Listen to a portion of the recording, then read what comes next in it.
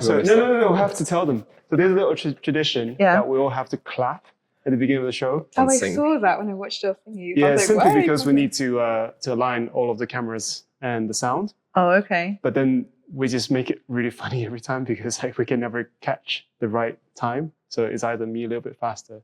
So let's see if we can get work. Is it like a round of applause or just like... Is it like when the airplane lands? Just one clap. No. Just one clap. Okay. Ready? Yeah. 3, 2, 1. I was too slow there, but it's fine. It's fine. I think it's fine. So there's a little spike when we're editing the video. Yeah. Without further ado, we'll introduce Helen and Lauren.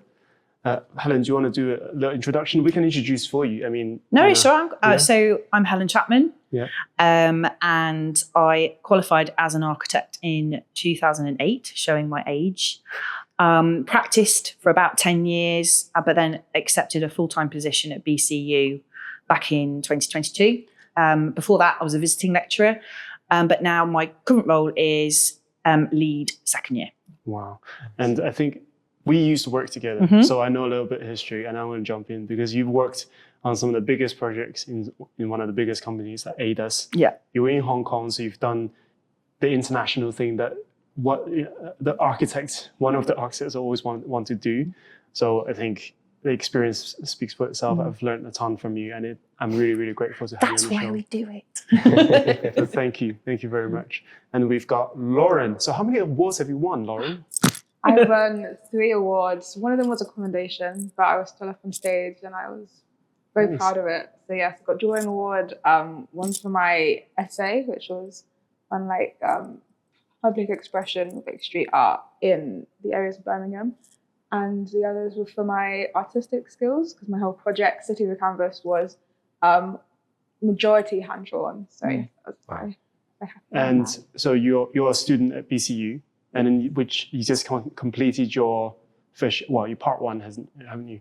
And we've been going back and forth to work on your portfolio as well, which I think is great. And then you're currently just basically in the process of pursuing a job, which we'll come on to later, how that's going. Long process. Yeah.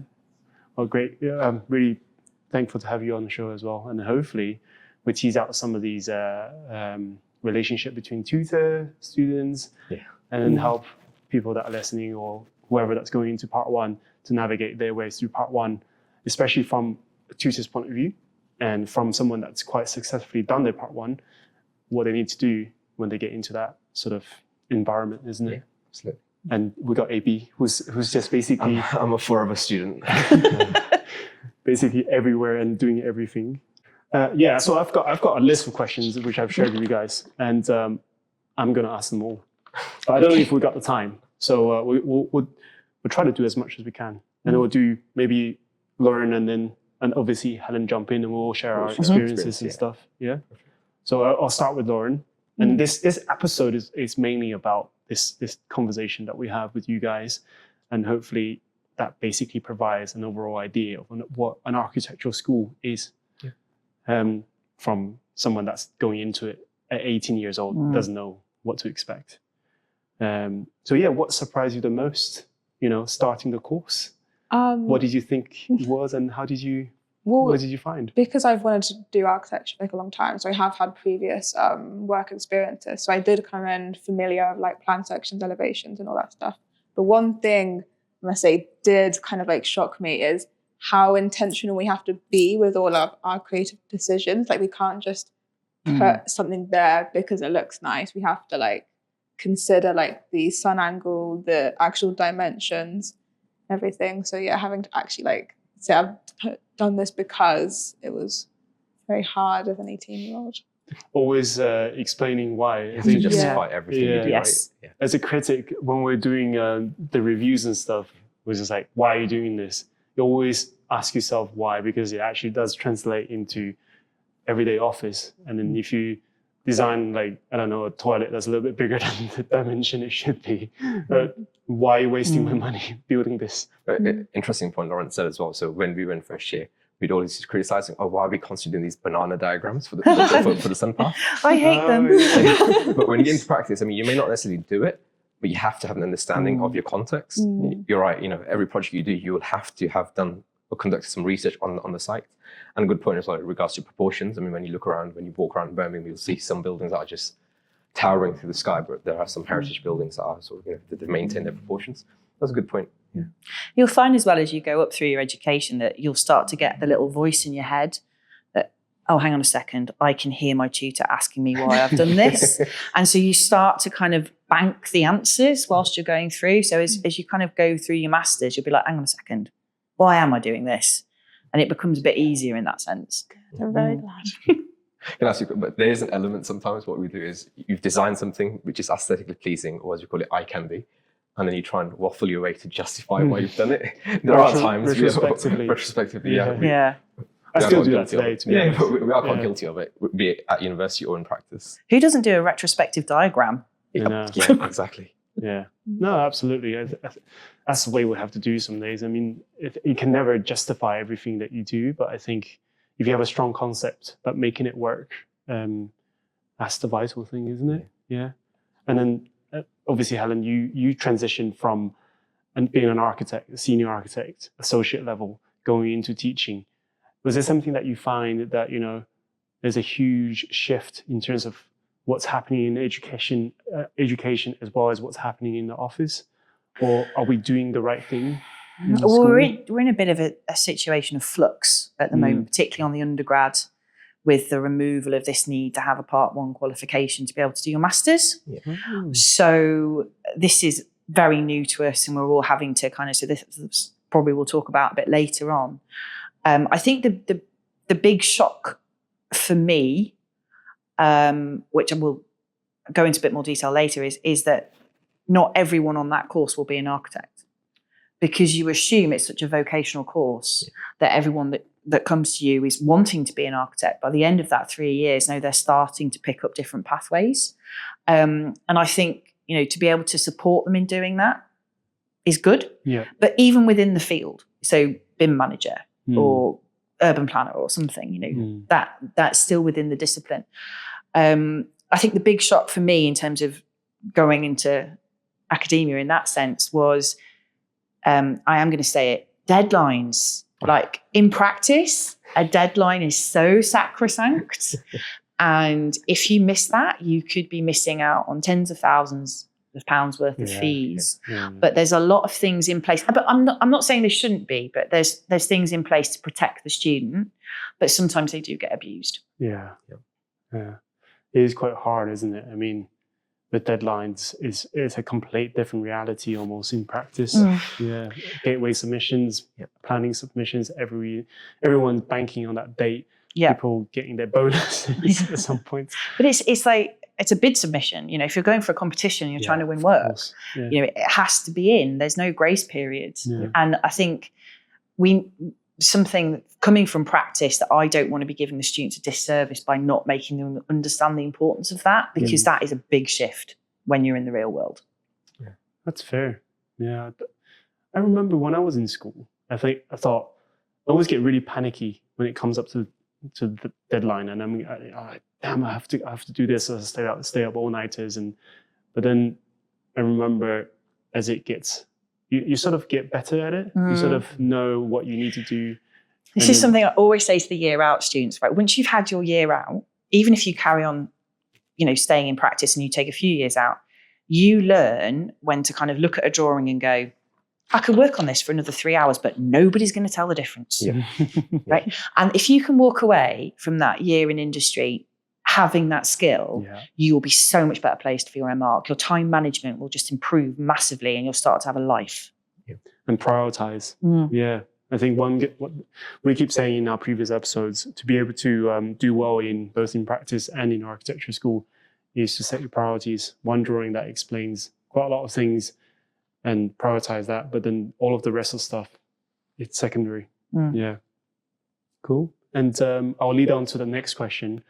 Now that you've done your 3 years, what did you find your biggest challenge was, and how did you sort of overcome it?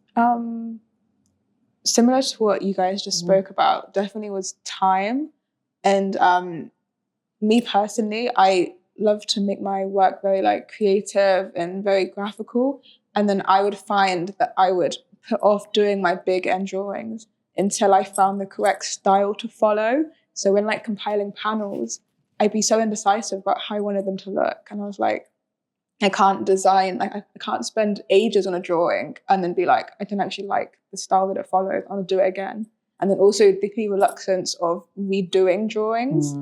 I very much, whenever a tutor was like, you need to change this, I was like, I have to do the whole drawing now. And I think as I accepted that I have to do that, and it would, like, all my drawings would improve every time I redid them. But that's just something you learn as you go along. But yeah, so redraw, like being okay to redraw stuff and not being held back by like artistic presentation. There's lots of students that have that reluctance to kind of redo something, or they'll leave it to the end and they'll be like, no, now I'm drawing up. And it's like, no, this is a process that you have to test these things and then refine them as they go. Oh, yeah. But equally, process. I've had structural engineers in practice saying, I don't want to have to change the drawing. So, you know. Don't get started. So it sounds like someone else has as well. Yeah, because when you work across large projects or when you've got so many other multi-disc consultants involved, they just want to freeze their design. And then unfortunately you're stuck. We're going back to sort of time management, Lauren, because I was one of those students, I don't know about you guys, but I'll speak for myself, but I was just terrible at time management, right? I could never master it, never got my head around it. Was never really able to control my own time properly. But then when you get into practice, you realize because you're working the deadlines and then you're under the supervision of project architect or an associate, there'll be some sort of Excel diagram or some sort of timetable created. So you've already benchmarked, okay, you need to be able to produce this drawing by X number of days, and then move on to the next package. Maybe is there some sort of like discourse or disconnect between tutors guiding students, or is that too much maybe? No, this is something that I've personally addressed now I've gone in, because I've noticed it, and I've even discussed this with tutors at sixth form level, that I've asked the question, do they get any guidance like A-level revision on how they plan their time? Because it would be great if they came to us at 18 with a little bit more experience. It's sort of overwhelming otherwise. Maybe you're doing a project and there's a list of 10 deliverables. Yeah. So what we've started to do, so with my experience in practice, we do a module in the fifth year called Praxis. And part of one of the deliverables now is to do like a resource Gantt chart of when they need to be working on what and who's working on what. And then we also get them at the start of the year, the students, to sit down with like a weekly plan. And we say to them, right, if you have a job, mark out when you're working. If you've got other commitments, caring, childcare, whatever. A program. Yeah, exactly. It's the start of a program. And then we're like, right, we expect you're going to be here. We're going to teach you, 12 hours a week, whatever it is on the course. But we expect 40 hours a week from you. So where are you going to fit these hours in? And we do that right at the start of the year. And it identifies if there's an issue with the time they need to commit to the course. Correct. And then when we start to get more into the deliverable outputs of the project, we'll give them like weekly schedules and a drawing list, and we'll start getting to plan a bit more. It's definitely something that I've pushed. I wish we had that. Yeah, I mean, it's the same thing with every job, isn't it? Yeah. You need a program. And those programs needs to align with real life expectations. And it's a bit like in the practice you're dealing with clients. They want it tomorrow. You just have to say no. I can't do it for tomorrow. Yeah. And I say to the students, it's like from a practice point of view, it's okay when it's just you, but in a practice it could be your job to organise a team of 5, 6, or it could be your job to organise the whole office. And we worked with a colleague, and it was trying to pin this guy down. It's like, no, we have a deadline here. We've only got so many days. When are you going to be in? So we can manage our time to make those decisions and get that input. That's interesting, because that's on a macro level, managing week by week or month by month. But then we recently spoke about this, which is because we've got now a lot of creatives are neurodivergent, and then sometimes we just struggle to sit down and focus on a task. So through university, I've had counselling, and I've been practicing a technique where I always have my earphones in, and there's a constant 10-minute repeating timer. So if I'm ever away from my desk for more than 10 minutes, it's going to start vibrating or some sort of alarm goes off. And there's another technique called Pomodoro technique, which is you do straight work, was it 25 minutes? And then take a 5-minute pause, and then back again for 25 minutes, and then 5-minute pause. So everyone's different, I suppose. It's a cyclical thing, though. It's cyclical, but it's about finding what rhythm works best for you, because everyone will be different, or most people will differ. If it works for one person, doesn't necessarily mean it works for everyone else. Yeah, and this is It's about finding your feet, isn't it? this is a really interesting point, and it's like, because I'm currently doing my formal teaching qualification, and there isn't that much guidance in terms of neurodiversity. And having had a unit of about 12 interior architecture students, I think there was about 7 of them that were diagnosed with ADHD, but they were all completely different.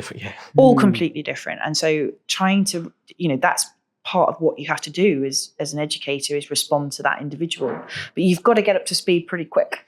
Absolutely. And the good thing is we can do these online personality tests, and then they inform. They may not be 100% correct, but they'll inform your personality traits. So that way, at least then you, as an individual, will have an understanding of how to manage your own time, and how your brain works and operates. But also then, if you're working in a team, in practice, or in a project at university, you can then inform that, or inform your peers. And then, look, I can't work this way, I work this way, my brain's slightly different.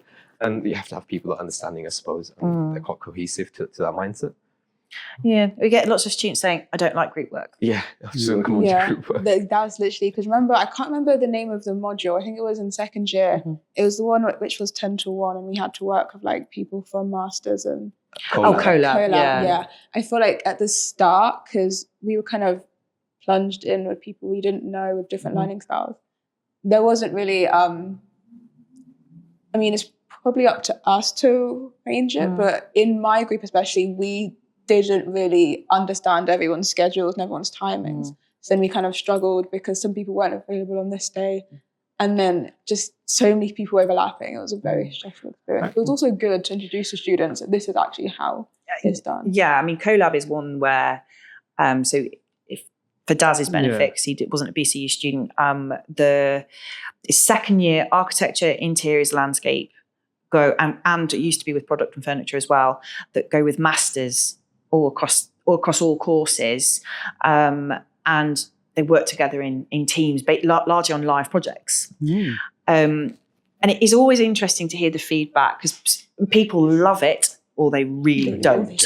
I've had so many and the group work, but we say to students, even if you're going to be a sole practitioner, you're still going to have to talk to planners, your client, structural engineers, the guys on site when it's being built. So you still got to have those communication skills, and you are going to lock horns sometimes with people. You are going to have disagreements.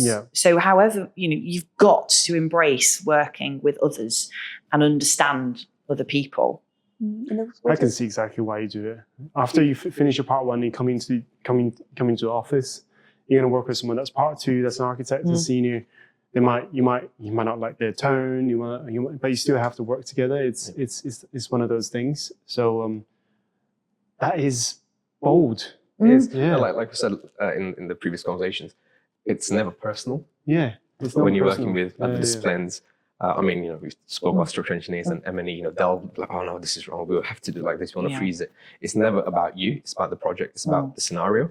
So you just learn to sort of let it, come in from one ear, out the other. But how you navigate that tension, or that period of tension, is the skill. And it does fall on the architect, because 9 times out of 10 you're the lead consultant. Design, so you're managing all these people, but you've got one person in this ear saying this, and then one person over here, and then you're still trying to keep everything on track. So you're right, it's just don't let it get to you. Just make sure that the project is on track. It was good at the end. We had to, as part of our submission, we had to do the whole presentation, and then one section was like kind of saying who did what, the structure of the group, and how well everyone worked together. So it was good to reflect, I found. Was the collab, was it peer review or peer assessment? Like, did that? It's not peer assessed, it's peer reviewed. Okay. And the peer review is often, if the tutor is recognising that there might be an issue with the group dynamic, they look at the peer reviews, and that might have an impact on the mark, rather than marking everyone the same for the same submission. Yeah, because that was a big problem. I remember one of the projects in third year, there was big discourse because people would be putting so different effort into the projects that it was so unfair how some people would literally not show up and then get the same mark. it's the people who held the group together. Yeah. We do notice it as tutors though, Yeah. and we do adjust the marks accordingly Yeah. if we have to. Oh, you It do. was, Yeah, no, we do. it was good. That's You guys interesting. like completely do. changed it, which was amazing. And we make Yeah. it very clear to them, you're not going to get a free ride. Yeah, You know, if that's we good. don't think, and the other way as well is making sure that a group submission, individual components are actually cited as who's done what. Okay. We've also, in practice, we've actually said with group submissions, are you as a group happy that you've worked together as a group? If you are not, you come to me privately and we will really look at the assessment. But if you're happy, then we will give you the same grade unless there's something that we've noticed. That's interesting because one of the things I notice the most when I do these reviews, final crits and reviews, and when it's a group project, it's so obvious when a group didn't work well together. Yeah. You got one person standing over there, right? and then the other one standing over there. No, I've sat in with a review with Dad for some of my students. It was glaringly obvious. Yeah, and then you can tell. But that's the problem, well, it's not really a problem. It's one of those things that you have to deal with in life because you're going to work with people that you don't like, and it's getting to that end goal. And I think it's really heightened at undergraduate level because not everyone's on the same mindset. Once you get to masters, everyone is trying to get through masters and potentially go into part 3, whereas at part 1, I'm not sure if you have any figures at hand, but I'm not entirely sure how many people actually do continue in architecture after part 1. It's something that we So can not get everyone's out. Yeah. invested. You're right. Yeah. You are completely right. Whereas when having taught as well on the master's course, everyone's there for a reason and everyone is committed in it. I'm not saying there aren't still a few issues with group work because there are always going to be a clash of personalities. And often you find at that level, it's more that everyone thinks they're right rather than they're not pulling their weight. Yeah. Here's a question though.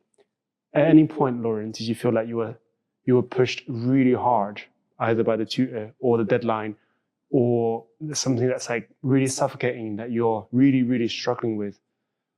Because that would be quite interesting probably for Helen to hear as well. Yeah.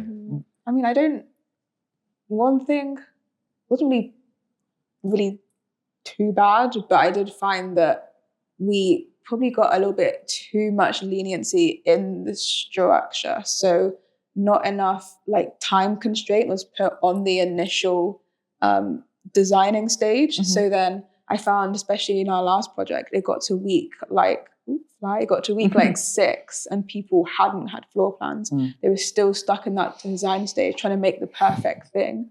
But I think we needed someone to say, no, choose this and make it work instead of like having to go around. Yeah, and that's interesting. I mean, because especially in like third year, you know, we're wanting you to take more and more ownership of your education there. And we see ourselves more as kind of steering you through rather than telling you what to do. But across the year group, there's obviously massive disparity between students that need a bit more of a handhold and those that can just fly, right? So we try and pitch it somewhere in the middle. It's something that obviously I'll go back and I'll speak to our third year lead about that because it's something I've heard before. And having taught tech for level 6 or third year students, they come to you in week 6 and they're like, so how am I going to build it then? And you're like, well, have you not even thought about this yet? So it's something that we're always, we're aware of and we're always trying to tweak things. I don't think that we found the right answer yet, but no, I will speak to Yazid about that.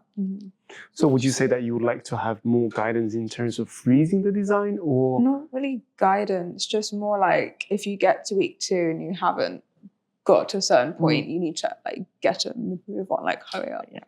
Oh, yeah, we can definitely do that. Once you get sort of towards the end of second semester of second year and going into third year, you will find the tutors going, okay, why? Yeah. What else could you do? Right. And it becomes a lot more defensive almost back to try and get that justification of decisions out of you. But yeah, in terms of because it's linking back to time management, isn't it? To make sure that you're meeting that end goal. And maybe it's something we actually need to address more in the younger years to give you the skill set when you go into your third year. I would jump in here because I'm thinking in my everyday practice, do I stop tweaking the design until, is there a point, if I have like a 5-week design period, in practice, we don't actually stop until the night before. That's the challenging thing. I think it's the characteristic of design and architecture, and it's such a constantly changing, evolving thing. You might look at it today, you're like, great, love it. Next day, you look at it, I could do more. Yeah. And it's a constant struggle between the architect, the designer themselves, and what's drawn on the paper. Even at a detail level, a stair, it took me 2 weeks at the moment. I'm still looking at a stair, and it's not changing. You get architects that have worked on projects for years from like inception, and then they're going around when it's constructed, like snagging, going, why did I do that? Yeah. You know, and constantly, because it's like you say, you're constantly revisiting, and then you see something else and that would have maybe worked better. But I think from your point of view, there has to be maybe a little bit more structure, so you don't all get completely mentally fried before you're hand in. And even if people want to keep designing all the way through, which is like absolutely fine if that's what you like, but like I said earlier, people work very, especially in the undergraduate level, they work very like 1, 2, 3. So get like the design done so I can get the floor plans done. Once that's done, then I can do the visuals. And then if they're constantly designing, they aren't wanting to redo all the drawings. So then they get to like a few days before the submission, they're rushing renders, rushing all the final stuff. Yeah. Maybe miniature design freezes. Yeah. We do that on the interiors. To be fair, we do Miniature say to design them freezes. because they'll just keep going round and round. But you're a different sort of set of students. But no, I will speak to the team about that and how we can. There are interim crits, right? Yes, we like informal. We do it several different ways. So Daz has come to do interim reviews. We might do a tabletop review, which is just in the student unit, or we might do pin up. We're just going to go around and put post-its on different people's work of what we like, and so it's different levels of formality. Yeah, I think practice might give a better indication to some students, because in practice, I mean, I know you guys have your weekly DRPs, isn't it? Yeah. Whereas for us, if we're working on a design stage or even a delivery stage project, we'll just fill out the drawings. It doesn't have to be all of them. It doesn't have to be the best looking drawings. Just print out the areas that you're working on, put on the board, and then we'll just go around, either redline it or put post-it notes and see how we can improve. Because I wonder if that's something that we can implement in education. Is that we get constant minute. Well, you do though. That's what I'm saying. You have interim reviews, but is it possible to get, let's say, the third years and second years in miniature reviews together, so that the second years pin up stuff, and then third year can give them their experience, and third years with part 2s. We have done third year with the first years. We've done third down to level, and we do invite some master's students. Like Nadine from Masters came and did level 5 reviews. It's just, we just need to be, you've got to be quite careful when you're selecting the students, because you don't want the other student to think, well, why have they been selected over me? So it's difficult sometimes. It's hard, isn't it? But as soon as they've left us, like we're quite keen to get, when they're doing their sort of part 2 placement or they started their part 3, we're keen to get them back then, because that's kind of removed. Yeah. And then, because I, myself and a few students during our third year, and just all the way through, we offered to help with the first year. So that included going to the crits and then like seeing the students work up to it, which was very good. I enjoyed post-it noting, giving advice, because it helped myself too. Like, not criticizing, but like showing them what they could do better. It's like, I can also do this better as well. Your year group was really proactive in that sense, and you did it on a much more ad hoc basis. You just cracked on and did it, right? We didn't even need to encourage you to do that. You could see you guys working in the studio. You could see the first years or the second years, and you would talk to each other, and it was a much more natural studio environment. We don't always get a cohort like that. So because you guys were so proactive in that sense, I'm hoping that the guys now going into level 6, into their third year, will have benefited from that, and they're going to do the same. So I thank you for that. I think that's why with our magazine, we are trying to encourage students to kind of take that step up, not just for themselves, but for like all the other students. So that naturally sort of transition this part of the conversation to the next topic, I guess. And it's probably a question for both of you guys. I think it relates either you're a student or not. Thinking back throughout your year as well for the entire part one, would you actually provide a suggestion in terms of how it would, if you were to change how it was taught, how architecture was taught, would you actually do anything different? Because I think we touched base on a few things in terms of maybe collaboration and maybe co-units and stuff like that. But fundamentally, I mean, I'm not putting you on the spot or saying if you had a head of school, but if there was one thing that you could change about the architecture education and the way that it's done, part one or part two, is there something that you can think of? Well, I'll let Lauren answer that first based on her experience. Okay, well, what I'm going to say is just because I've done like some research into it, because I wrote an article on like BIM software implementation in the undergraduate degree. So that is something that I would kind of adapt. So I think currently I know it's changed now and it's a lot better now, but when I was in first year, we didn't really, I think my first introduction to Revit and Rhino was like second year. Yeah, was it? And it was, the way it was taught was a bit confusing to me, to be honest. But I just think that it needs to be taught from first year and then taught as a tool that's kind of, that you can use all the way through the design process. So I know that people are reluctant to have it because they don't want students to work in like squares and rectangles, which is what it kind of does. But yeah, just kind of teaching students what all these software can do, teaching them, because not spending loads of time on each one because there's so many, but maybe teaching one core one and then showing them which other ones exist and then kind of letting them naturally kind of go over. Software is difficult, isn't it? Because it's one tool that especially with tools like Revit, is one tool that every single practice would ask you to do. But as an architect, as a tutor, I think for the beginning of your career, I think you would probably want to like encourage people to do hand-free sketches and that is again one of the most valuable tools. People like Dav, like the partners here, he would go into a design meeting and he would literally sketch out.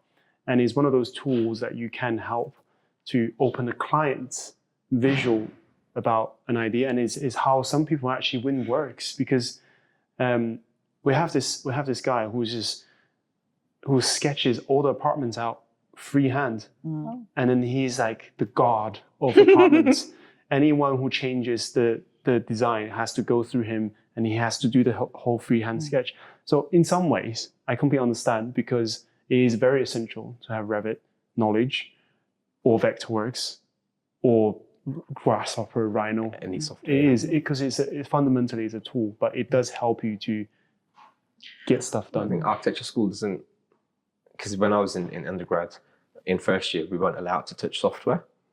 You had to do things by hand. It allows you an understanding of line weights. Even to this day now in the office, when we're trying to resolve a detail, we'll never start straight away in Revit or SketchUp or AutoCAD. We'll always get a couple of trace rolls and start sort of sketching out with different colors and different line weights. It makes you understand the build-up, the construction sequence and the process. But also, like I said, at early stage allows you to explore shapes, forms, and massing. But I think limiting it to just, maybe you might be right, introduction to Revit as like an essential, because Revit, how you utilize it in education is vastly different to how you utilize it in practice. That's why I think the second year practice module probably supports that a little bit. And most practices do look for like sort of Revit or AutoCAD or SketchUp. Rhino, if you go towards more like the parametric side. This is something that I have debated ever since I first started teaching when I was on my master's course. When do you introduce a student to CAD software? I actually know someone who wants to do their PhD on this, right?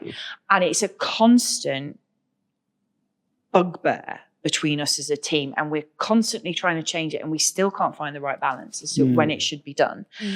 And we're also mindful of the licenses. So we've stopped teaching Rhino because they've pulled the student license. So if you can't have access to it, I don't want students to spend a fortune on a license. Yeah. But equally, like you were saying, particularly with Rhino, very few practices actually use Rhino because it is that parametric design, because very few practices design like that. So we had a conversation today about SketchUp, because most offices will use SketchUp because it is a lot cheaper for a license. Yeah. The thing is with Revit, we've now started to teach it in the first year, but it's always been my bugbear that a student will design within the parameters of the program and what they know it can do, rather than using their imagination. So I had a tutorial once, and we're sketching out these ideas, and there was going to be these 5 little follies on the lake, and each one was going to be designed in relation to one of the fish that was found in the lake. We were discussing all these kind of dynamic facades. The next week, the student came with very much a square on land. And the answer was, I don't know how to model it in Revit. Yeah. Well, don't use Revit. Yeah. I personally agree, actually, in a few ways with Helen. I think computation design is a whole other topic, and they have, when you're going to practice even like Howells or like CNW, they will have people to help you to get where you want. But I think as an architect, essentially you are a designer. It is absolutely crucial at early stage of your part 1 studies is to, I'm not saying completely negate it, don't learn it, but think of it as a tool rather than something that's fundamentally. I think in terms of the hand drawing thing, I mean, that's right. Like when you're on site with a contractor, you're going to sketch a detail out in front of him. If I cast my mind back, I think there may have been an incident where your particular year group the fear of God was put into you about the use of Revit by someone who shall remain nameless. and we don't want that. And because the feedback we get as tutors from practices is, no, we want them to know how to use a pen, because we'll teach them Revit. Because, I mean, you need to still understand how it works, but even within all the offices, there will be slightly nuanced ways. And with BIM, particularly, there's a very prescribed way of doing BIM. We're not going to teach you BIM. That's not for us to teach you. Yeah. And it is a tricky one. It's something that we debate all the time. Personally, I remember a conversation with people in your year. I said something and it was misconstrued, and I hold my hands up. I should have thought better on what I was saying. I said, oh, no, you don't use Revit to design. Yeah. And one of the students says, oh, Helen's told us not to use Revit. No. I said it's not a designing tool. It's a production information tool, right? You need to come up with your design first, and then you make Revit do what you want it to do, or any software. It doesn't matter.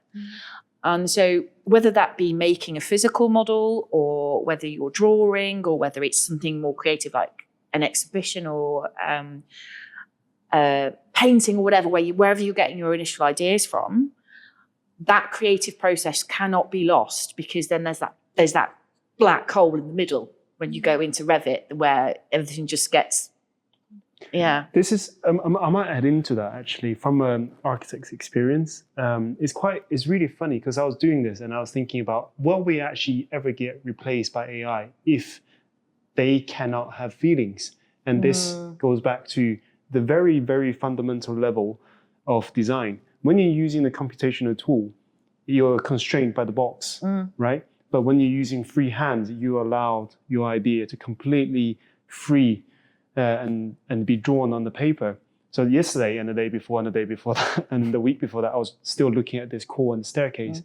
The only way I was able to resolve that was to actually print the thing out and then trace over it, over and over and over again. Because there's no faster tool for someone, as an architect or anybody, to actually look at these blocks and be able to see it on a screen and then, okay, yeah, that's how I'm going to do it. You have to do many iterations of it. And I think I'm in agreement with Helen there. It's a tool for you to, once you've done your sketches, you come up with an idea, a strategy, a space strategy. You use it to draw, to make it look pretty for other consultants to comment on, or for Helen to red pen it on. Yeah. But I want a whole day on roof design in Revit because Oh my gosh, people wouldn't I'm just like, do it's like the it. last thing. I mean, it's interesting about the AI and the feelings kind of thing, because if you expand that in terms of architecture, how is AI going to be able to explain that feeling like when you walk in the turbine hall at Tate Modern, Exactly. that space, It's an that emotion. atmosphere, that feeling? It can't do that. Yeah. And in the same way, if you're on a construction site and you're physically looking at it, this is something with our experience in heritage and in conservation, that you're kind of going, hang on, it could be like that, or it could be like that. Let's just work out the pros and the cons whilst you're actually on site. And how do you know that, like, oh, you dig up a floor that was in the 60s and then you realize actually it wasn't the original floor, right? Those kind of decisions all the time. I've got something on my phone. It's like a hoarding saying, so you think construction will be replaced by AI? I'll see if I can find it. Oh, I think I know. It's in London, I think. Yeah. I do also want to add something else. This is a bit back to what we were saying before. I think finding, as someone who's just graduated and looking for jobs and making portfolios, I think to find the balance between like softwares and hand drawing, because I was getting feedback on my portfolio this morning, and then the architect was saying that like there isn't enough BIM, like there isn't enough like software, but that's because my personal style is hand drawing. So it's very like then I can say to you that firm isn't for you. Yeah, they're not for them. It's horses for courses. You don't just because they're saying it doesn't mean to say it's the right thing, right? And like you said earlier about finding your own personal style, like never lose that, because let's be honest, you can learn BIM. Anyone can teach you BIM, and you could be at the same sort of skills if you work hard enough at it, but they can't take creative ability away from you. So maybe that practice isn't just that's not the right one for you. And if you excel at hand drawing, because what hand drawing teaches you is critical thinking, how to think about space. I mean, I'm sure tutors might reference Peter Zumthor a few times, right? But how you experience space. If you can do that, then practice will always support you. I mean, I know our practice, they've paid for people to go on Revit Essentials training. But we also have an intranet system internally now where you can just go on it, log on and learn about it. But if when you're a student, I'm not sure if it's still available to BCU students, you've got access to LinkedIn Learning. And on there's courses for Revit Essentials in industry, Revit Essentials, normal. I've tried that. Intermediate. I've never been able to sit through an episode. Well, to be fair, hold my hand up there. to be fair, they're all like 40, 50-minute long episodes, and the whole training course is about 7-8 hours, so you have to dedicate your time towards it. But the point is, there's so many resources out there. There's a guy on YouTube called Balkan Architects. I learned Revit through him because when I was at BC, unfortunately, Revit wasn't taught. It was Vectorworks for various reasons. So I had to sort of, push for Revit. I mean, we do now. It's very much we teach the industry standard, but we had a conversation today about how we want to slip AutoCAD in at the end of the first year, just because to get that introductory base level of understanding, like you were saying, pen weights. Like if you draw by hand, you have to physically pick that pen up, right, to make that conscious decision. But then we're thinking it's slightly easier in AutoCAD to start with, and the SketchUp will now be on the agenda as well. You're quite right. It's such a fine balance. You don't want to take away the creativity of a student too early, but at the same time, how do they illustrate their building without looking like a box? Yeah. But this is something as well. Like we're in a situation where we've got so many existing buildings that need to be reused, right? So adaptive reuse obviously is coming to the forefront, and with that is heritage. Yeah. We worked on a project together, me and Daz, in York, that didn't have a buttress that came down to the ground, right? A Revit model is just not going to be able to necessarily compute with that. You're not going to use a Revit model on a grade 1 listed building that was built in the 12th century. And we're in that position where we need to be able to adapt, because Revit isn't the answer to all projects. So you need to have a skill set where you can adapt, and you still need to understand 2D drawing to understand Revit. I mean, from a personal tutor point of view, the other thing that I have an issue with is students, if they're not taught with a pen, or they're not taught in a 2D package first, build a model in Revit and they just take their sections and they take their plans and they don't check. So the wall connections aren't Yeah. right, or the junctions between different structural members, or they're taking their plan above door height, so there isn't a Doors not door connected. opening. You know, so it's those fundamentals of looking at what you've produced and kind of going, well, the pochaine's different because that's classed as a floor and that's classed as a wall. You wouldn't do that for a design drawing. So there has to be that thing in there, and the reliance on the Revit model needs to be removed because you still need to understand how to draw plan, section, and elevation. Again, I can also empathize with Lauren because she's currently looking for a job, and she's battling with, or currently sort of in the same boat with all these other part ones that come out of uni, and maybe, I don't know, 50 people are applying for the same job, and then 20 people knows how to Revit fluently, and she's been left behind. So I think, well, you could use this summer to take one of your projects and learn BIM, because you've done the designing. It's purely production information now. And so then, I mean, I'm hoping you've still got a student license. You should still have a student license.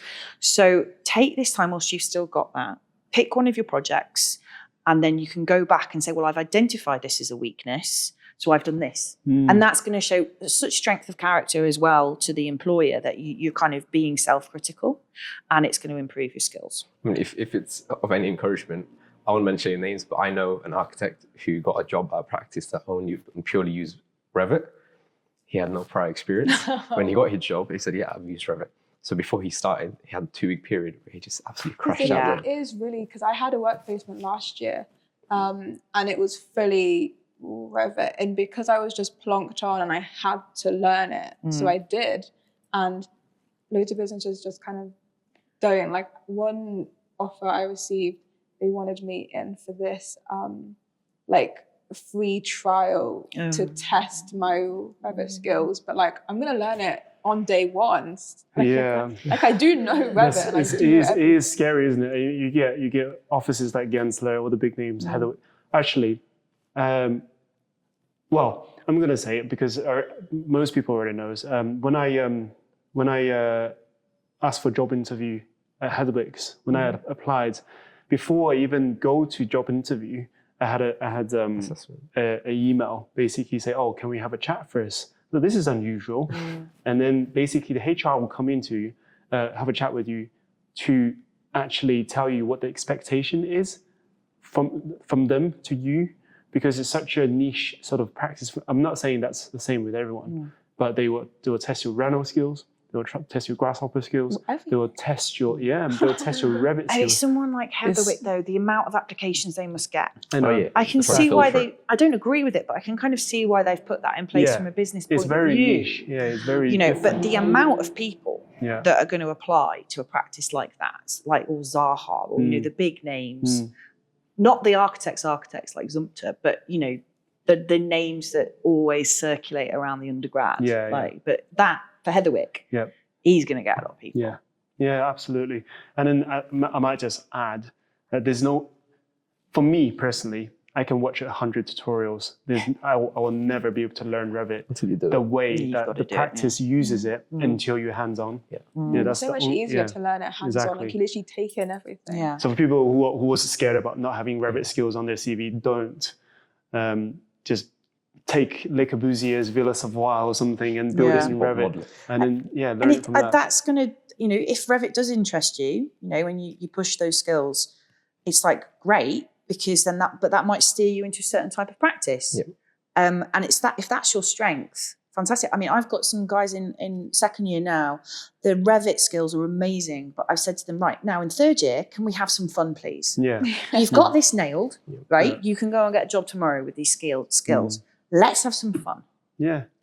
And believe me, uni is the only time you get to have fun. Exactly. Part 1, part 2, this is where you want to, build stuff from Mars. Create like the most crazy abstract ship. I'm going to have to touch on this one, that word free. Right, this is a whole different podcast all in its own right.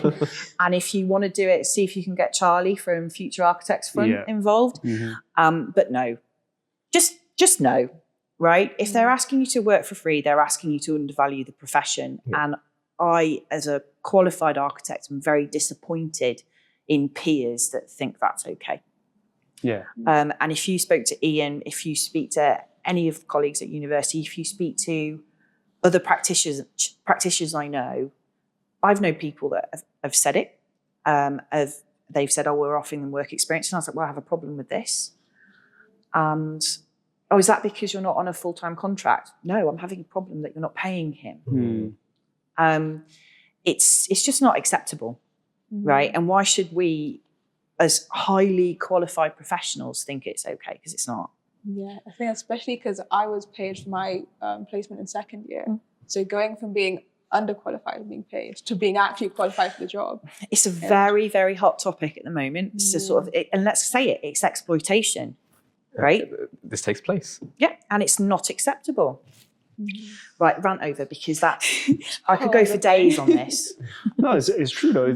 It's from the bottom up, from an education level in year one all the way up to architects today. We're getting constantly underpaid because other people.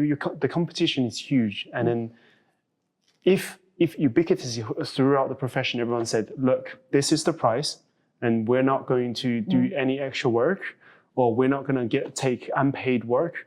And then maybe that's the shift, that's the change that needs to be, because every firm is going to go out there and they're going to go, oh, we'll do this for cheaper. Yeah. We're constantly getting undermined from other firms because they promise the client, oh, we can do this cheaper. And there's probably one person on the job doing 15 person's job, and that's how they can cut it. And it puts a lot of pressure on the younger members of staff, because that, in terms of the ratio of fee coming into their time charge rate, then you'll still make profit on the job. Yeah. So it's putting a lot of the shift, and the emphasis is on people, and that's why people leave the profession as well. I mean, it's you particularly with domestic clients, you will get a pushback from them in terms of the fee that you are charging them, and then you'll say, right, okay, I don't want to pay that much fee. Okay, right, well, we're going to have to reduce the services. Right? And they say, oh, I really want this particular structural engineer. Yeah, but that's his fee. Well, we don't want to pay it. Right, well, they'll reduce the services. Yeah. And then you go back to them and say, right, this is what they've agreed. This is the new fee. Right, fine. They never read the small print. And then they come back to you 6 months later and they said, oh, you said that we'd have an appraisal of all the different structural solutions. Yes, but you weren't willing to pay for it. Right? And so it's not a negotiation. It's just, as I mentioned earlier, it's like you don't go to Sainsbury's, do all your food shopping, and then argue with the woman on how much it's going to cost. It costs what it costs, right? So that kind of undervaluing, and there needs to be a shift. Like, we need you as the younger generation coming up to kind of say no, otherwise it will never change. Yeah, that's a whole different episode. Yeah, exactly. Yeah, I mean, you mentioned though about the changing in architectural education. I mean, I touched on it earlier, like, we're at a really weird point as an undergrad team and architecture team generally, with the removal of this part one official accreditation needed for then going to do the masters. So the shift being that the RIBA wanted to make it more accessible because it's still seen very much as, the boys' club, white middle class, privileged kind of subject. But they're saying, well, you can go and you can train through experience, okay, and go to a practice. So there's a few things that I think is going to be really interesting to see how this pans out and if this is going to work. So it's getting a practice to take these students on. What are they going to pay them, because they're not qualified? Because straight away a practice is going to pay somebody with a degree more than if they don't, because they don't have to do as much work, right? So that's the first thing, the payment side. The second thing is, well, how do you get a job? Is it not going to be dad plays golf with an architect, right? Because that level of hiring is still the institution is still there. So I'm not quite sure it's going to pan out. But in terms of us as a school, we're now thinking, well, what's going to be our USP? What course can we offer to make ourselves different? And something that we've always kind of talked about is this kind of tartan approach. So you come join us at first year in architecture, but do you actually even know what architecture is to start with, right? Because there are a few A-levels courses, college courses now, but do you actually know what it is? Is it that actually you're more suited to landscape, or down the other end of the scale, interiors, or even product, if you're going through the scales? And then that idea of like, you know, are you going to do, if you're interested in BIM, encouragement to go off and do BIM management? If you're an activist, right, great, you go down this path. So it's kind of the acceptance that not everyone who comes to you is going to be an architect. So we're now trying to see it as an opportunity to mold the courses to kind of go, right, well, what are the different paths? Can we formalize what those paths can be to give you as a graduate that step up in what you want to do? Yeah. And it's something that I'm really keen on in terms of that cross-discipline. I asked the same question of the head of subject lead at Montfort, and the same question of Aidan as a practitioner, just to see what they thought. So top level subject lead would kind of rethink about how the governing bodies work and how they govern the architectural education. Is it right that it's the ARB or the RIBA, or should it be the AEE, so the architectural education people? And then Aidan was like, so practicing architect with 40 plus years in industry, I want them to do a 1 to 1250 site plan. I want to know a 1 to 500. I want them to be able to survey a building. So very practical things if you were to go down that traditional route. Yeah. So would this change then? Because I've not really looked into it properly myself. So do you still need an undergrad to qualify for masters, to get onto the master's course? No. So at the age of 18, you can straight go onto master's course? No. You okay. have to have, so it's through a series of work-based assessments, essentially. Like, so you have to prove, so you would work with an architect and have to kind of be exposed to various things to prove that you have the skills and competencies in all these various areas. So is it a tangible form of measurement? How do you? We haven't seen that. When is this change being implemented? I'm not sure if it's this year or next year. It's like 27. Oh yeah, I think it's it's a few years yet. That's quite interesting. But we haven't had that yet. Yeah. We've only been told. No, actually, I think it might be 2026. I'm not sure because we need our rewrite done by April. Because the apprenticeship's changing now. Yeah. As well, we briefly mentioned earlier on. As of the September 2025 cohort will be the final cohort, and then the rule is now that in order to qualify for level 7, you have to be 21 or under, which is quite challenging for most students. By the time you finish your undergraduate course, you'll either be 21 or over. Yeah. So to get onto the program, it's quite challenging. You could maybe get away with it, get through, like if you were a July, August birthday. Like precisely. But then you'll have to find an employer who's willing to take the gamble of employing you. Yeah. And then within 2-3 months, enrolling you onto an apprenticeship. Yeah. Without having the probation period. Experience. Yeah. But isn't there apprenticeship in part 1 though? There is, but if you're not required to have a part 1 formally anymore, then what's the point? And then also only limited practices offer it. Limited universities. I think there's only 2. Yeah, there's so only a South few. Bank. Because I know Eliza Benson, who goes to BCU. She's been with Howells since her part 1. She did her first and second year, and then she did her third year out here, and then she went back and finished her final year. So would that still qualify as apprenticeship? If she's already enrolled on the apprenticeship, they will honour. Oh yeah. They will honour it through, Yeah. but this is going to be the last cohort. Like enrollment. So even that will be taken away from students. Well, that opportunity. Yeah. But that's a government thing. That's not come from either the ARB or the RIBA. And just when architectural education is getting a bit more equitable and accessible for people, I was really put off by doing it full time due to the cost implications. So I was fortunate enough to find an apprenticeship. Yeah. But now again, it's going to put the strain on the students. You know, how do you fund it? Do you take a loan and pay interest? And we briefly touched on interest a few episodes back. It's compounding interest. Yeah, on your student loan. Yeah. So to scare you, I know. I've paid off my student loan when I was 41, and you were on the $3,000. and I was on the lower fee structure. Precisely. Yeah. Because I'm wanting to do like all the way through and an extra master's to specialize. So I'm going to be in trouble. Because I graduated with £38,000 for undergraduate as a debt, and then 2 years later, having contributed towards it, I then sat with 46 grand debt. It increased due to the compound interest. That much in that little. Yeah, because the interest rate was really high, and the interest rate. As an 18-year-old, when you sign the document, you're not going to read all the terms and conditions, but it's a monthly compound. It compounds on a monthly basis.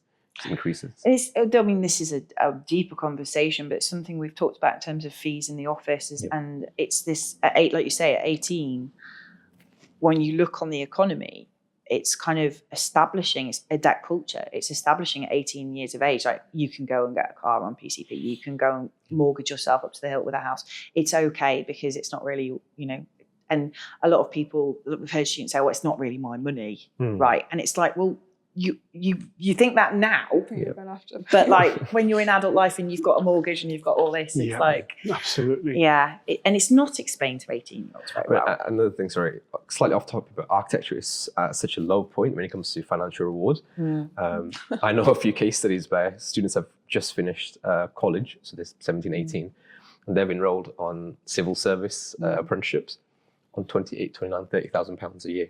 We don't earn that as a Part 2 graduate in architecture. But these guys are 18 years old. All they'll be doing is sit on the computer clicking whatever spreadsheets.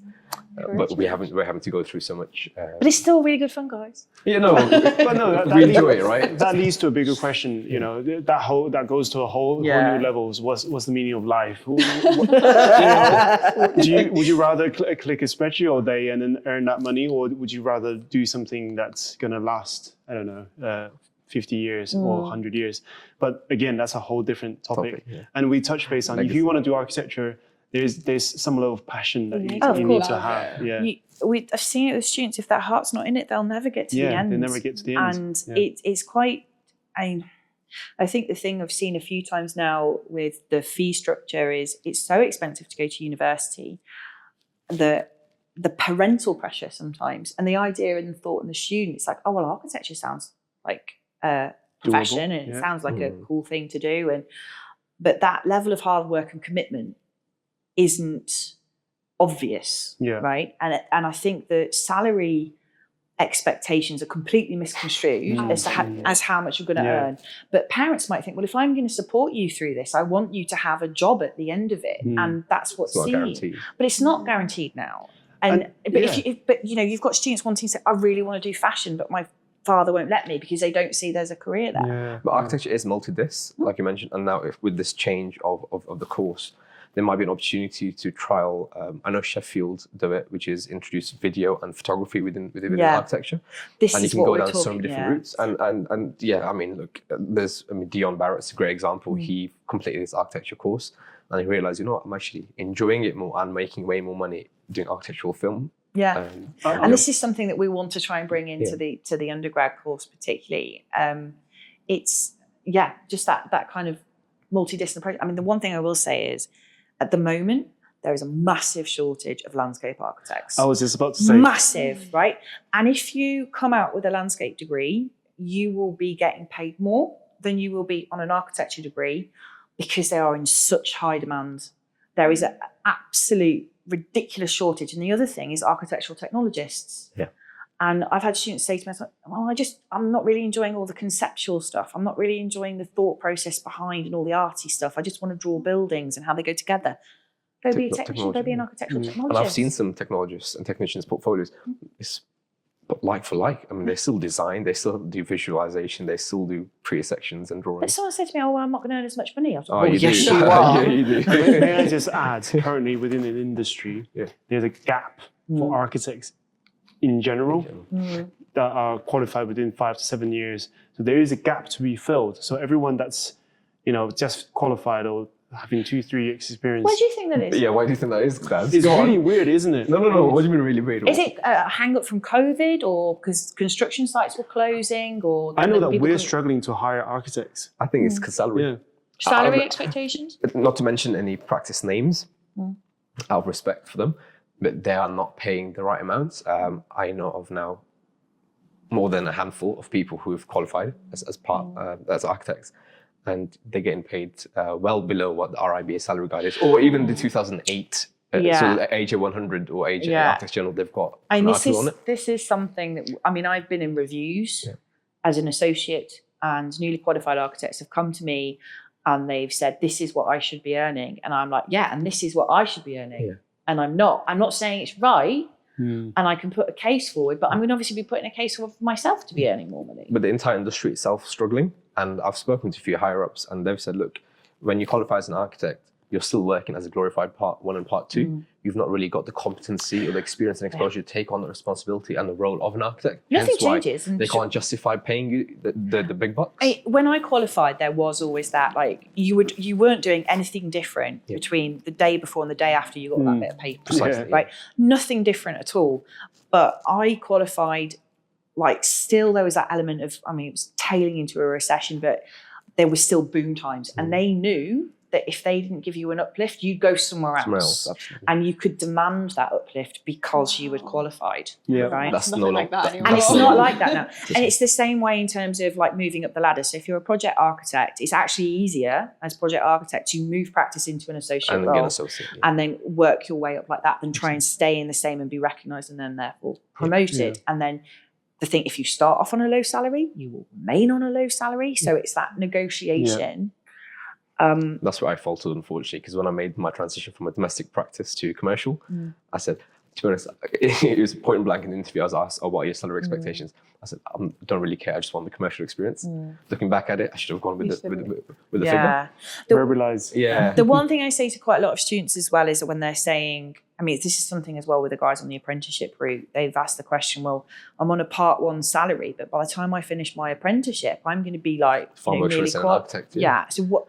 So I'd always say, when you go to that interview and you accept on that salary, you kind of say to them, well, what is the structure for pay review? What is the structure for even professional development review? And you're quite right to ask that question, honestly, because you need a roadmap. I keep saying this to everybody. You need a roadmap in terms of your career, in terms of where you're going, where you stand within the company. If you're part 1 and you come in and, I mean, I find it's a little bit easier for part 1 and 2 because they have an education roadmap. After you part 1, you do a year out, you do your part 2, you do it, and then there's a roadmap. But even for architects these days, once you get that piece of paper, where is the roadmap for the next 5 to 10 years in your career? There isn't one. You're on your own. Yeah, you're doing the exact same thing that you've done the day before, except that you got a piece of paper that's saying that you're architect.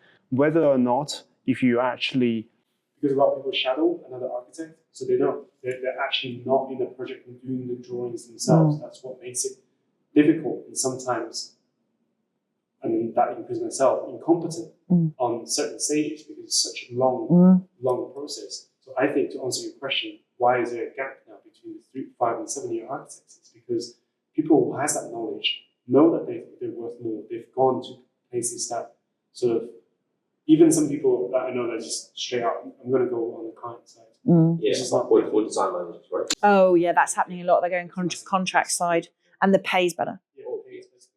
Yeah, and the work-life balance and everything. It's not that. Yeah, so this would be like you go and work for a contractor and use your architectural knowledge to, or a bit like they might go and work for the NHS or big Network Rail or somewhere like big companies that they're working on really big projects, but you're not the one that's doing the production information, you're reviewing it. Yeah. So you're like a specialist witness almost, like, yeah.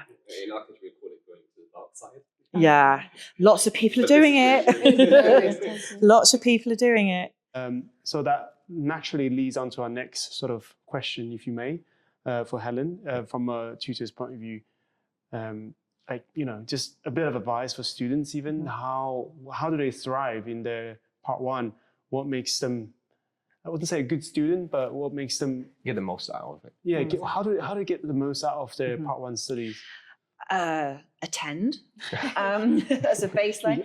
No, I mean, I'm going to start from the very basics and work all the way up. Right. Yeah. So we have some comments come back from first year students, and they sort of say, "Oh, I only have to pass," right?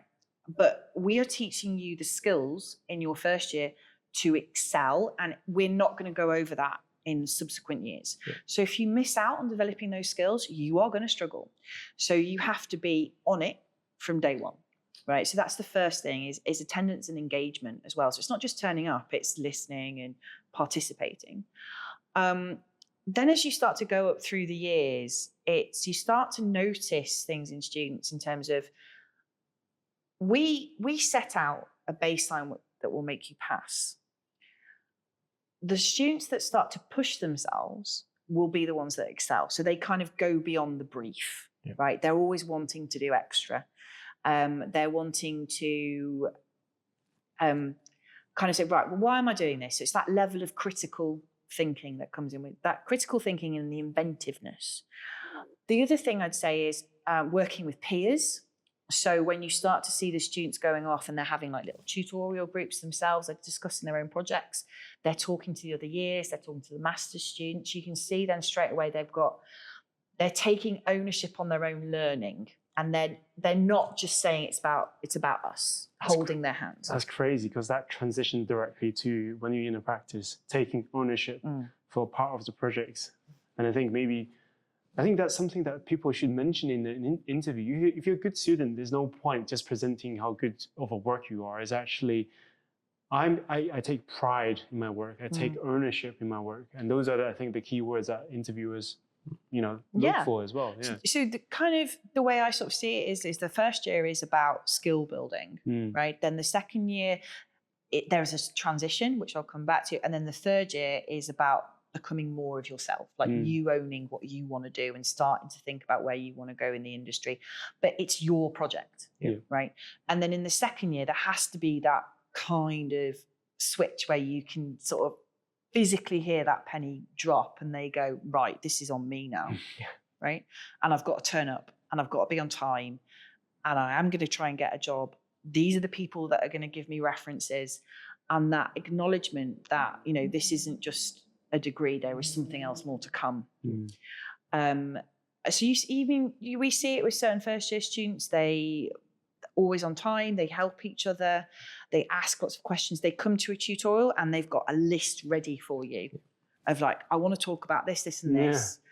I've got this problem, I could do that or could do that. And it's a much more tailored discussion. Yeah. So very much taking ownership of your own work and peers. And then using kind of Lauren's year as an example, like we just talked about this just now, from an employer's point of view. So when I would give part ones a job, I want to know that they're not just interested in architecture, right? And this is a conflicting thing that, like, we've just been talking about your hobbies in an interview. It's like, you're never going to be happy in an office environment if you don't have another life. And as a designer, you are designing for the people. So you need to be able to understand that. It's not just about you. Yeah. So you need to get yourself out there in communities socially and kind of watch and learn, because that's what's going to enrich your ability. But it's the same things kind of I see in students that I know who'll be all right in a job, if that makes sense. Engagement, I think. Yeah. And taking initiative and ownership. So it's actually throughout the whole profession. It's not just when you get to the practice you need to do those things. It's actually from day one. From day beginning. So you see characters and then you kind of like, no, this is a person I would want in the office. They might not be the best designer or the best technical, because you can help them with that, right? But you're kind of going, they're very sociable. They're going to bring people out of their shell. They're a good communicator. I'm not going to feel nervous about them saying the wrong thing in front of the client. Those kind of things as well is something that you can see as a student in them. I wasn't the best student, just from a personal experience. The first year was okay, second was like, third year was pretty bad. But from my own experience, I can remember the reason I didn't do very well was I stopped going to tutorials. I stopped showing up in studios, because the synergy that you get within a studio, even though it's competitive, but it's a healthy competition, you never be like, oh, I'm not going to show you my idea and how to do things because I don't want you to I don't want you to do better than me. But I think from a peer, from like your student colleagues. Everyone is helping each other out Of all the time. course, of course. So from my own experience as an undergrad, we had a building in Nottingham called the Triangle, and each side of the triangle was occupied by a different year group, and it was 24-hour access, and we learned so much from each other.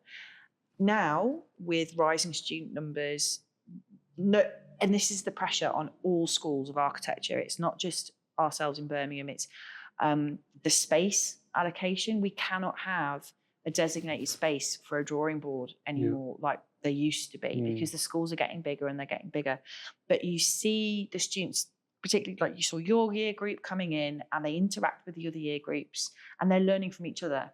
Yeah, don't try to do it alone. Creative I was going to say as well, ideas is not a we alone briefly job. touched upon this, but how are BCU now managing? Because please correct us if you're wrong. Are there like over 100 students now in per year group? Not in every year group. So first in September, I'm expecting 110 for my second year. And I'm not quite sure because So how many cohorts will there be, or not cohorts? Sorry, how studio many groups. Studios, yeah. It depends on the year group. We obviously for the third year we want a tighter staff to student ratio. Yep. We like 1 to 14. Okay. And 1 to 15 tops in So half an hour second year. tutorials. Yeah, I mean, I have to be careful what I say here, because there's something we can talk about for a very long time, but we're having pressure to obviously take more students on, and we're having to adapt the way we teach.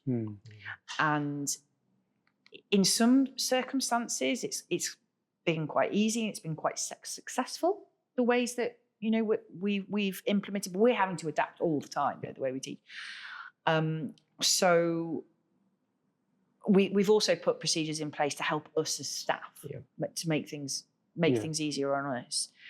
But certain content, like we only have a CAD lab that will sit 30, Of course, right? And so we're really struggling on how we deliver that sort of content. Lecture-based content is fine. Studio is always a bit of a push to try and make sure that you're giving everyone the same amount of time. And, with reference to your comment about not coming into studio, we always encourage the students, even if you don't feel like you've done any work or you're stuck, it's actually more important to come in if you're stuck, because that's our job, to unstick you, right? Yeah. And to free you up and to kind of get you motivated and working again. Yeah. But there's very much a reluctance of like, I'm not going to go in because I've not done enough, or I don't want to do my interim review because I don't want people fear. to. Yeah, exactly. That's the biggest fear. Yeah. And this is something that we've always got in the mindset, and we always keep trying to encourage the students. It's like, no, but that's what we're here for. We're here to help you. Yeah. And it's hard when you don't see a student for a while, and you're worried about them, and you want to spend a little bit more time with them, but you can't, because then that's not fair on the student that turns up every week on time. And because why should we be like trying to have a 40% student just trying to get 40% when I've got a student that is 60 that could be getting 80? Yeah. It's not fair, is it? You've got to treat all students the same and give them the same amount of time. So turn up, guys. Yeah, turn up. It's crucial. Just don't be like Daz and I. Yeah, just show up. I mean, it's such an important aspect. Even it translates to working at an office. What I feel the most energetic and motivated when I speak to other people, even if it's other disciplines. If I just get left alone and doing a piece of report, so unmotivated. Trying to do that yourself. Because we're designers, we're communicators, right? And it's a very hard job to communicate something that exists in your head, right? And you know how it works. But we have to be able to show through drawings or written text, which is harder for us all, or through verbal communication. And that's what we thrive off. Because you're like, oh no, I get what you mean. Yeah, no, I agree.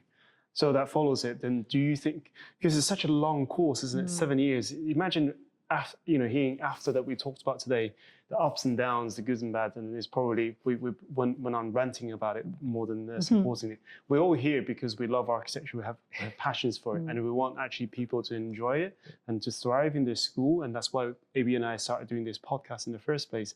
So with all of that in mind, do you think 7 years for architectural course is too long?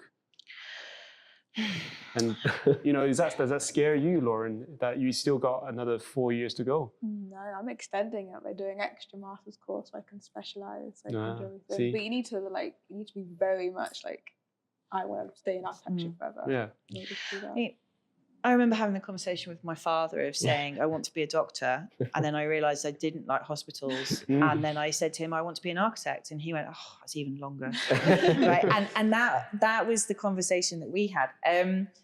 It's a difficult one, this, because like when you look at other countries' models, when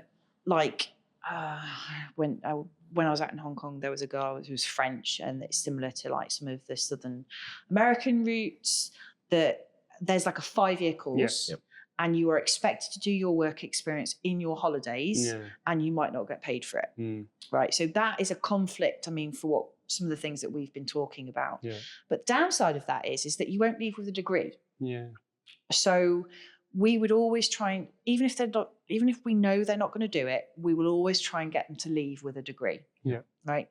So that is something that, it's gone now in terms of the necessity with the part 1, but that is something that is in favour of the current model, right? But the thing is the way the model exists at the moment, it's actually taking more like people 10 years to qualify. Yeah, absolutely. It took me 9. Yeah. So it all depends on what's happening in the economy. It all depends if you can get that case study project for your part 3. If you feel ready, because there is a civil and or even criminal responsibility, like if you mess up, right? And so as an adult, you have to be ready to take that on board. And it was made very clear to us when we sat our part 3 exams, if we don't think you're ready in terms of your personality and your stage in life, we will fail you. Yeah. Whether I think it is right, I think it would, when we were talking about the apprenticeships, I feel much more comfortable that there's more ways of doing it now. I agree. I think because that's going to suit more individuals. Yeah. Because if you are more creative, you might find it easier to kind of actually do it full time. Yeah. Because you're not going to have some technician in your ear, like telling you what kind of, or you're showing your drawings to people in the office. You're going to be able to completely concentrate on what you want to do.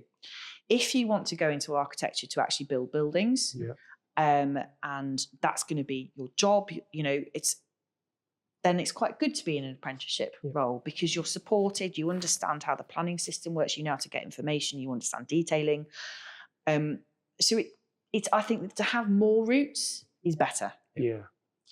And that's actually interesting because it's so easy as an architect to kind of go, it's that the mentality of, well, I did it this way, so of course it's right.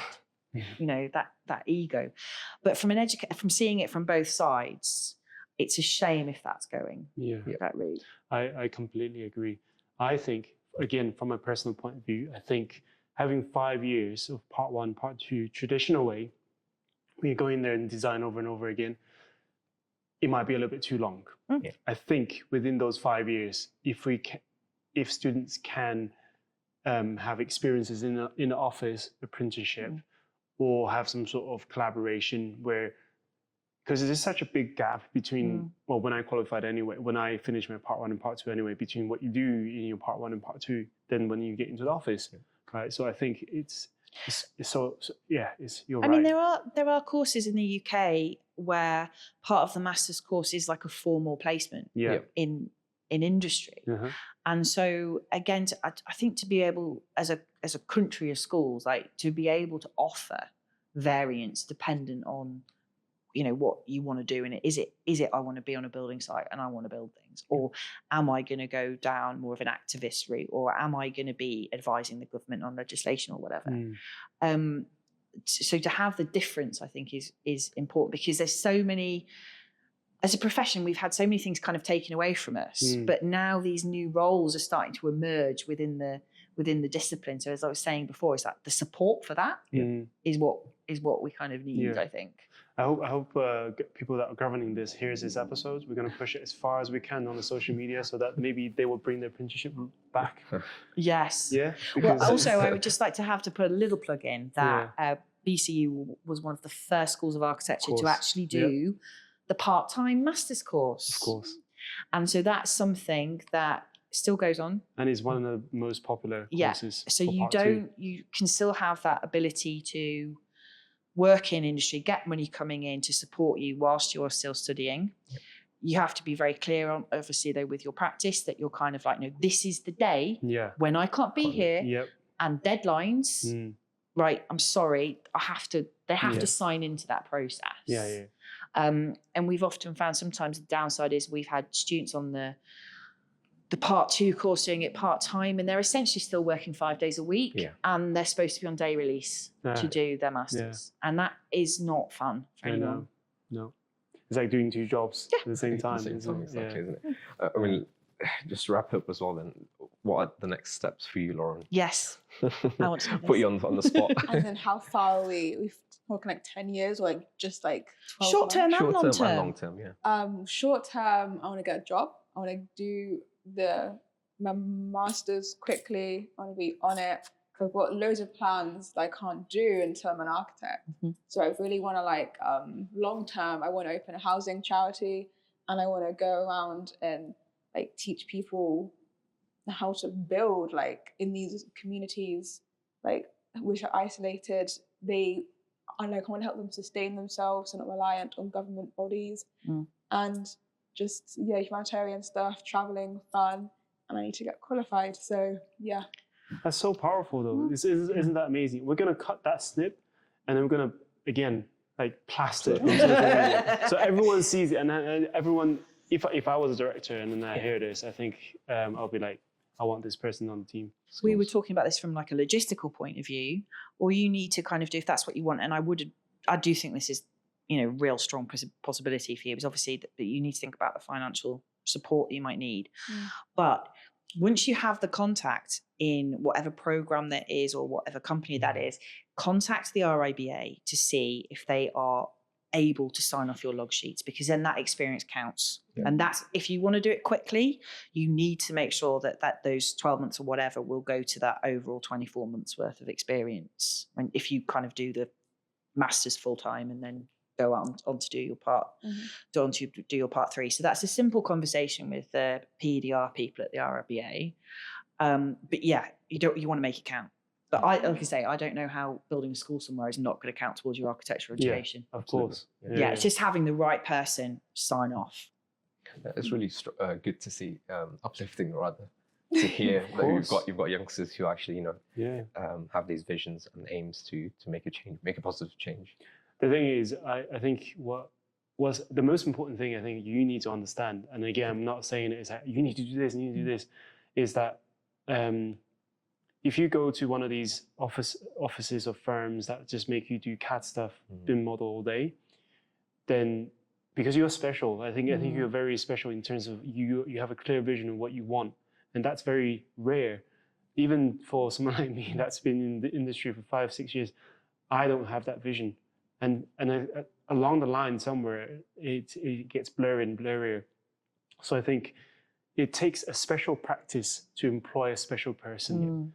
So the fact that you're not getting the response that you want, you're not getting like 5-10 invites, is because the right practice is waiting for you. Exactly. So don't be discouraged by the fact that you haven't got a job yet. It's because that job you haven't found the right one, and that job hasn't found you yet. So, and I think that goes across the board to all the students, part 1s and 2s out there that are looking and struggling, and work on your craft, learn BIM from the time that you're not employed. If you're passionate about architecture, keep doing what you're doing the best. If it's sketches, whatever, develop your craft, and then the right call will come. And that's So from an employer's point of view as well, when I was in industry, like it's great to see the student, if they've not been in work in the discipline, so to speak, that you're still doing things. So you are like, oh, this is my sketchbook after I graduated, or I've been doing some volunteering work one day a week, whatever, here, that's something to do with it, or I attended this seminar, or, just so that you're still interested and you're still keeping your kind of foot in the door. I think having the magazine helps out a lot as well. Yeah, I can exactly. do literally everything. You're still on it it. in there, Wow. Oh, it's been a Thank you. wonderful conversation. I And it's know. been really It's refreshing to see student and tutor engagement outside know. of university Yeah, setting. and I taught Lauren from first year. Oh, wow. My full journey. Thank you so much for being on the show. Yeah. Thank you very much for, it's late. I know. I really appreciate it. We're essentially a charity.